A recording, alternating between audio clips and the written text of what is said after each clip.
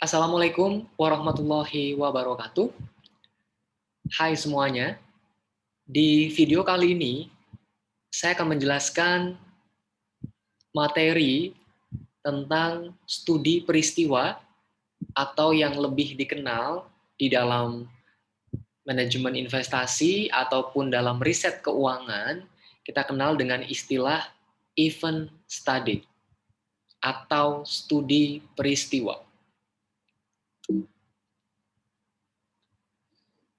Akan saya awali video kali ini dengan menjelaskan definisi atau pengertian dari studi peristiwa itu sendiri. Yang dimaksud dengan studi peristiwa adalah studi yang mempelajari reaksi pasar terhadap suatu peristiwa atau event. Ya, di sini kalau kita lihat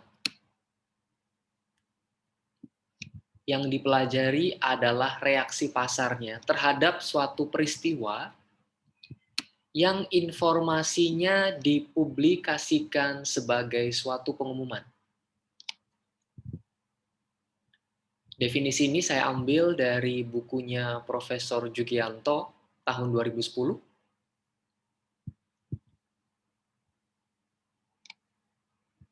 Lalu kemudian, apa sebenarnya sih Pak tujuan dari melakukan studi peristiwa? Tujuan yang bisa kita lakukan pada saat kita melakukan studi peristiwa atau event study adalah kita bisa mempelajari pengaruh suatu peristiwa terhadap harga pasar baik sebelum, saat, dan setelah peristiwa itu terjadi.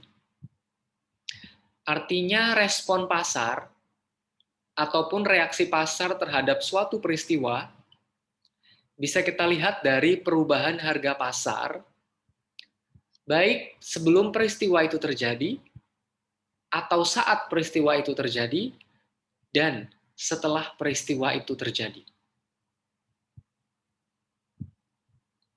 Event study ataupun studi peristiwa ini umumnya digunakan sebagai teknik riset keuangan yang memungkinkan seorang peneliti bisa menilai dampak dari suatu peristiwa terhadap harga saham perusahaan.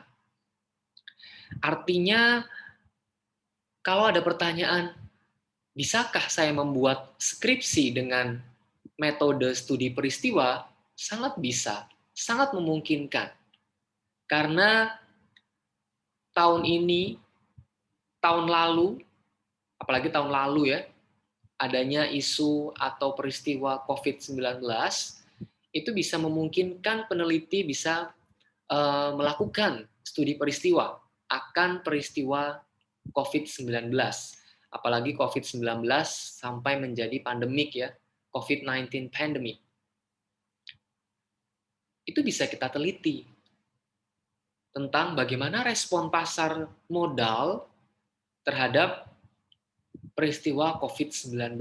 Karena kita tahu COVID-19 itu tidak hanya bicara masalah kesehatan, tapi juga masalah tentang perekonomian yang salah satu dampaknya adalah terhadap pasar modal pada berbagai negara di seluruh dunia.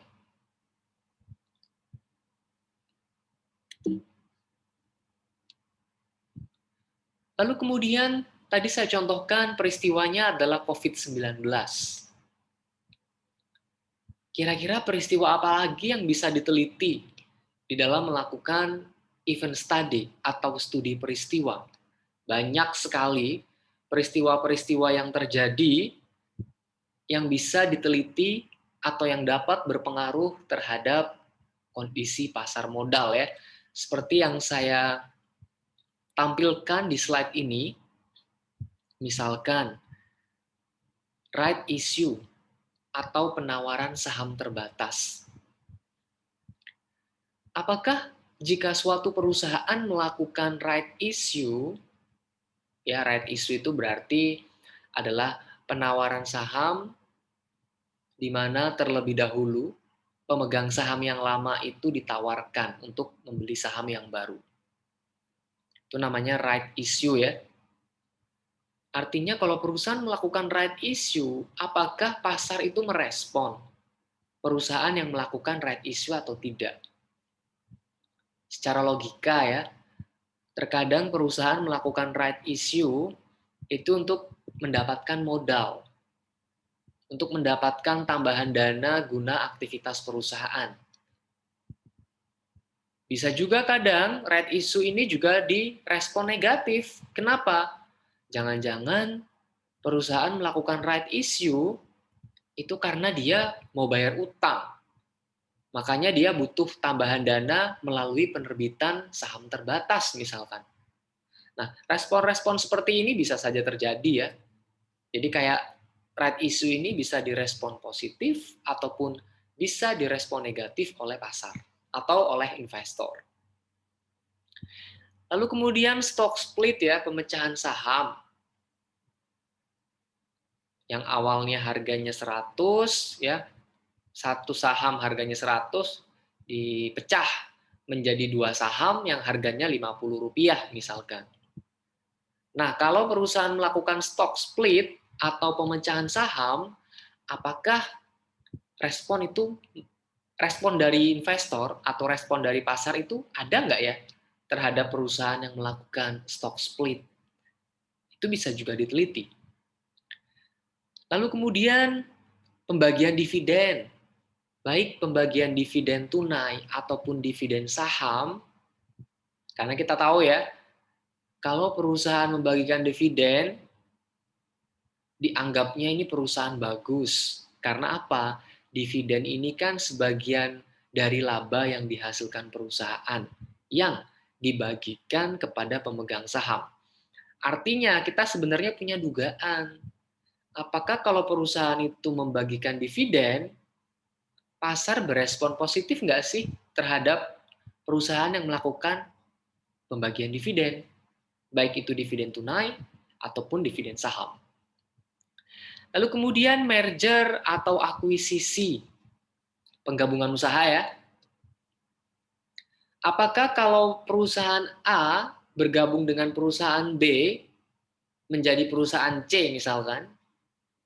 Nah, apakah aktivitas merger ini direspon positif oleh pasar enggak? Karena logikanya kalau bergabung ya, 1+1 itu kan 2 harusnya ya. Artinya kinerja perusahaan sebelum merger itu harusnya lebih, setelah merger harusnya lebih baik dibandingkan setelah merger. Artinya seharusnya pasar merespon positif. Tapi pada faktanya kita cek nanti dengan data. Apakah pasar benar-benar merespon positif atau tidak. Yang berikutnya adalah perubahan nama perusahaan. Apakah jika perusahaan itu merubah nama, ya misalkan Semen Gresik berubah nama menjadi Semen Indonesia Persero Tbk misalkan ya.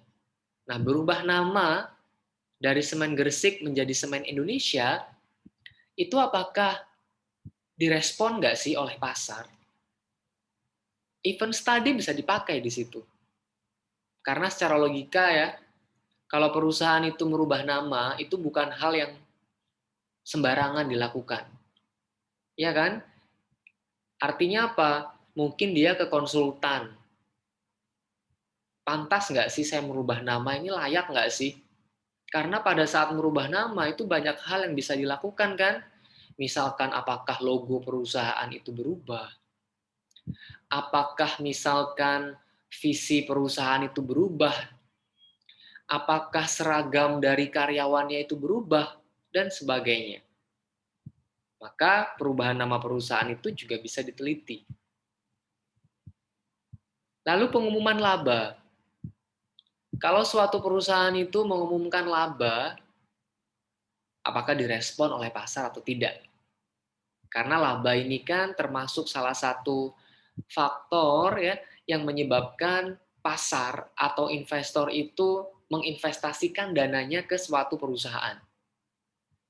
Ya kan? Laba ini kan merupakan salah satu hal yang sangat disukai oleh calon investor ya. Sehingga apakah kalau perusahaan itu mengumumkan laba ke publik, pasar bereaksi atau tidak? Lalu ada bencana alam, apakah itu gempa bumi, apakah itu tsunami, apakah itu gunung meletus. Berdampak nggak sih bencana alam itu terhadap kondisi pasar modal di Indonesia misalkan? Ya seperti kalau kita bicara tsunami Aceh ya, beberapa puluh tahun yang lalu, wah itu kan termasuk tsunami yang sangat besar ya di dunia. Nah itu direspon nggak sih oleh pasar? Berpengaruh nggak sih terhadap pasar modal? Itu bisa diteliti. Lalu terorisme, misalkan di Indonesia bom Bali ya, baik bom Bali 1 atau 2. Apakah pasar modal beraksi? Apakah pasar modal itu merespon aksi-aksi terorisme yang dilakukan oleh pihak-pihak yang tidak bertanggung jawab? Itu bisa diteliti. Kita lihat respon harga pasar sebelum peristiwa bom itu terjadi, pada saat bom itu terjadi, ataupun setelah bom itu terjadi. Itu ada literaturnya ya, ada jurnalnya, ada penelitian sebelumnya, ada teorinya, sehingga layak untuk diteliti, layak untuk dijadikan topik skripsi. Lalu kemudian pergantian presiden. Berpengaruh nggak sih kalau di Indonesia itu ganti presiden? Karena presiden ini kan orang nomor 1 di Indonesia ya. Apakah pasar modal Indonesia merespon isu pergantian presiden itu? Ya, tidak hanya pergantian presiden ya, bisa juga pergantian menteri, ya kan? Apakah itu juga direspon oleh pasar? Pergantian CEO ya, termasuk itu juga akan menarik pasar. Kenapa sih CEO-nya diganti? Nah, itu berpengaruh nggak terhadap harga saham perusahaan tersebut? Lalu berikutnya adalah naik turunnya variabel makroekonomi. Ya, apakah variabel makroekonomi itu misalkan GDP ya, Gross Domestic Product yang melambangkan atau mewakili terhadap pertumbuhan ekonomi suatu negara, ataukah inflasi, ataukah nilai tukar, ataukah suku bunga. Nah, itu bisa diteliti ya, naik turunnya variabel makroekonomi tersebut. Dan banyak lagi peristiwa-peristiwa lain yang bisa diteliti dan bisa menggunakan metode event study atau studi peristiwa. Berikutnya, ada beberapa tahapan di dalam melakukan studi peristiwa atau event study. Yang pertama adalah menentukan peristiwa yang akan diteliti, yang akan dilihat reaksi pasarnya. Jadi tahapan pertama, jika Anda suka dengan studi peristiwa atau event study adalah tentukan dulu eventnya apa. Peristiwa yang akan Anda teliti itu apa. Lalu yang berikutnya, tanggal terjadinya peristiwa. Tanggal berapa sih peristiwa itu terjadi? Misal ya, COVID-19 di Indonesia itu, kasus COVID itu pertama kali dikonfirmasi pada tanggal 2 Maret 2020. Nah, berarti tanggal peristiwanya 2 Maret. Ya, tahun lalu kan pertama kali di Indonesia itu diumumkan kasus terkonfirmasi kasus COVID-19 itu di tanggal 2 Maret 2020 ya. Lalu kemudian Anda tentukan panjang periode peristiwanya. Berapa hari peristiwa yang akan ditentukan, yang akan diteliti ya, periode observasinya atau periode peristiwanya. Ada yang kadang menelitinya 7 hari, 3 hari, 5 hari, 11 hari ya. 21 hari. Tinggal dicek nanti literaturnya ya. Anda bisa mantap menentukan panjang periode peristiwanya berapa lama. Lalu kemudian mengeluarkan peristiwa-peristiwa pengganggu ya. Artinya apa? Kalau ada peristiwa-peristiwa yang mengganggu selama periode penelitian Anda melakukan studi peristiwa, maka itu bisa dibuang. Bisa dikeluarkan dari sampel ya. Perusahaan-perusahaan yang mengalami kejadian yang lain di luar dari peristiwa yang Anda teliti. Kemudian tahapan kelima, menghitung return sesungguhnya atau real return. Lalu kemudian menghitung return harapan atau expected return. Kemudian menentukan panjang periode estimasi. Ya, panjang periode estimasinya berapa lama. Kalau periode peristiwa ini digunakan sebagai periode observasi ya, periode intinya. Kita mau neliti perubahan harga sahamnya itu di berapa lama. Nah, kalau yang periode estimasi ini adalah periode yang digunakan untuk mengestimasi alfa dan beta. Ya, jika Anda menggunakan market model ya dalam mengestimasi return harapan atau expected return. Makanya diperlukan periode estimasi. Itu pun berapa lama yang ditentukan. Cek jurnalnya, cek literatur sebelumnya. Anda mau menganut atau mengikuti penelitian siapa. Lalu kemudian yang kedelapan, menghitung abnormal return. Nah, abnormal return ini didapatkan dari real return dikurangi expected return-nya. Ya, real return dikurangi expected return-nya. Jadi poin nomor 5 dikurangi poin nomor 6. Itulah poin nomor 8 ya. Itu namanya abnormal return. Lalu kemudian yang ke-9 adalah menghitung kumulatif abnormal return. Namanya juga kumulatif ya, kumulatif.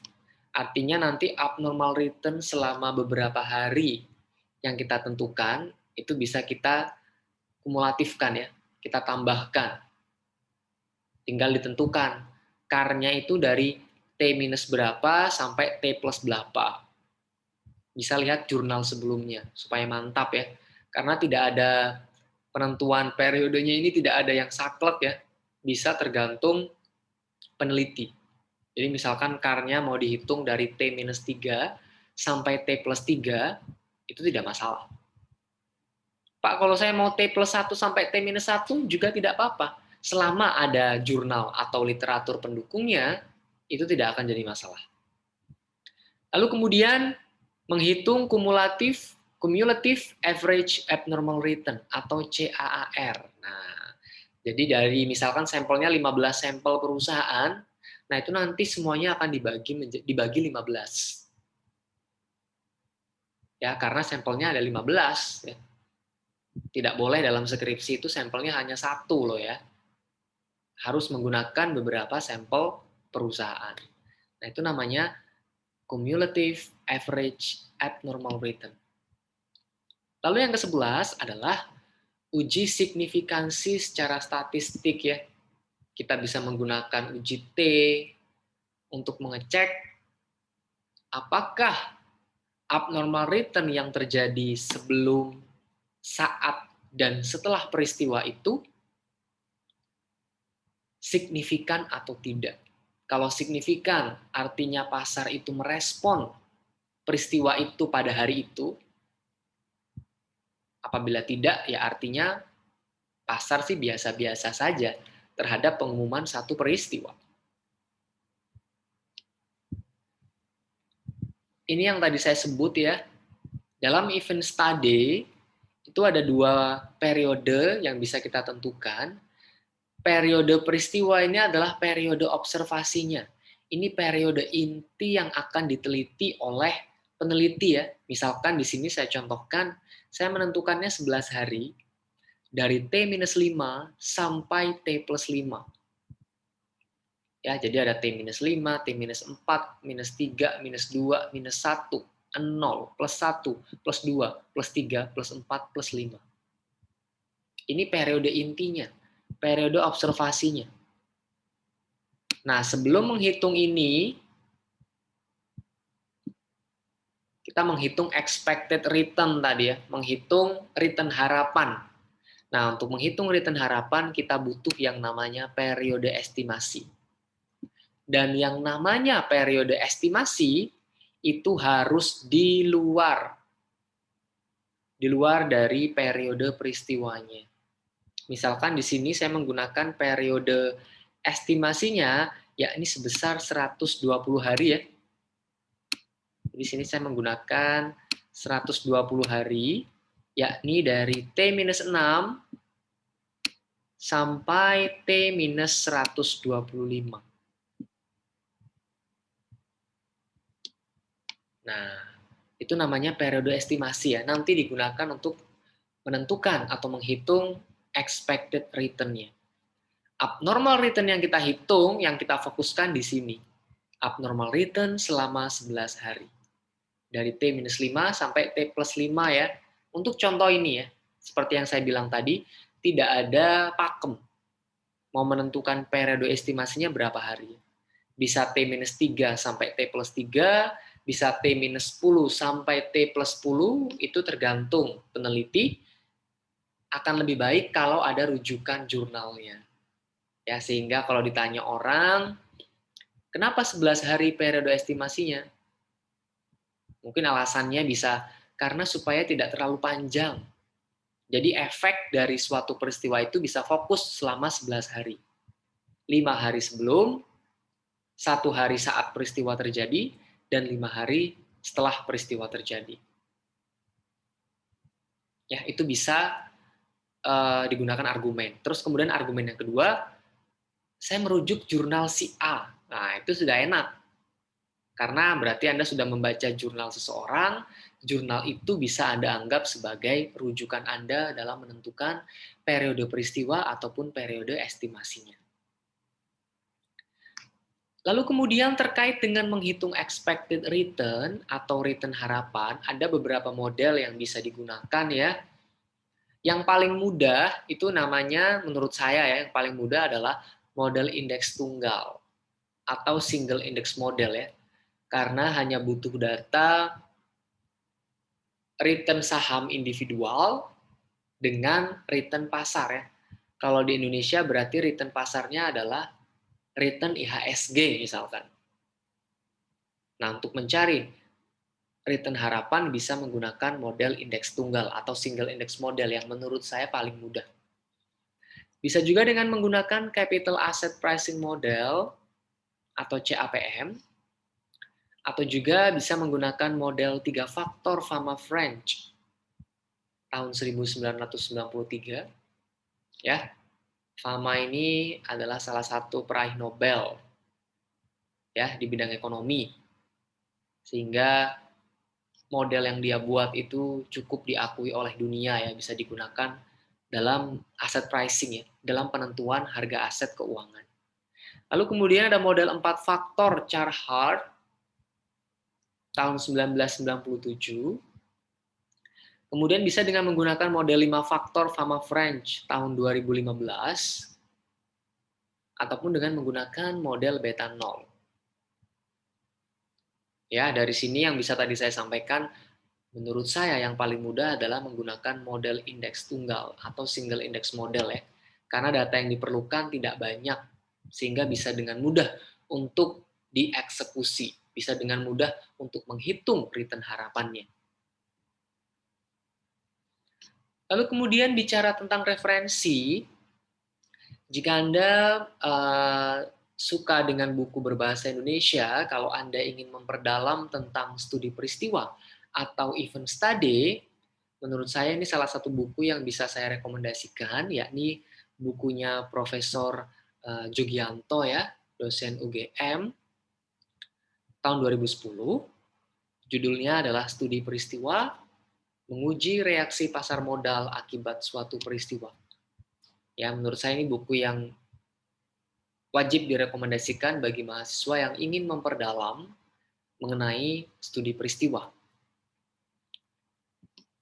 Lalu kemudian kalau di luar negeri ya banyak sekali referensi klasik ya. Jadi studi peristiwa ini atau event study ini merupakan teknik riset keuangan empiris yang klasik, sudah lama sekali, tapi masih sangat relevan untuk digunakan saat ini. Kenapa? Tinggal digunakan peristiwa-peristiwa yang up to date saja. Maka skripsimu atau jurnalmu itu sudah akan up to date banget. Jadi tinggal dilihat ya peristiwa apa yang akan Anda teliti. Peristiwa yang Anda teliti itu harus yang up to date, harus yang kekinian. Supaya orang juga tahu, oh iya ya, COVID tahun lalu sampai sekarang masih berasa. Oh, pemilihan presiden Amerika Serikat itu berpengaruh nggak sih terhadap pasar modal Indonesia misalkan ya? Sampai ada istilahnya Biden effect. Nah, itu bisa diteliti kan? Dengan menggunakan teknik yang lama, tapi dengan isu yang baru, maka skripsimu bisa dikemas dengan kekinian ya. Untuk referensi klasik banyak ya. Seperti yang saya tulis di sini, ada Brown and Warner tahun 1980. Tahun 1985 juga ada Short Term Performance Studies, Logren and Ritter tahun 1995, Long Term Performance Study, Barber and Lyon tahun 97, termasuk juga Lyon, Barber and Tsai tahun 99, yang berjudul Long Term Performance Studies, kemudian Egbo, Masulis, and Norley tahun 2000, dan Mitchell and Stewart tahun 2000, judulnya Potential Problems with the Existing Long-Term Performance Studies. Lalu ada Ahern tahun 2008 ya. Ini WP di sini working paper, artinya belum dipublikasikan menjadi jurnal atau buku ya. Judulnya Sample Selection and Event Study Estimation. Kalau yang mau agak update, bisa menggunakan Saylor tahun 2004, Performing Financial Studies, a Methodological Cookbook, Chapter 13, ataupun bisa menggunakan Kothari and Warner tahun 2006 yang berjudul Econometrics of Event Studies, Chapter 1 dalam Handbook of Corporate Finance, Empirical Corporate Finance.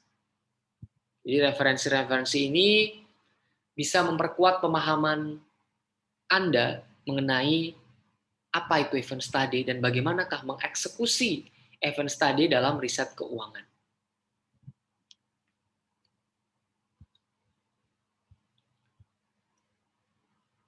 Demikian yang dapat saya sampaikan terkait materi studi peristiwa atau event study. Semoga video ini dapat dipahami dengan baik. Sampai jumpa pada video-video berikutnya. Wassalamualaikum warahmatullahi wabarakatuh.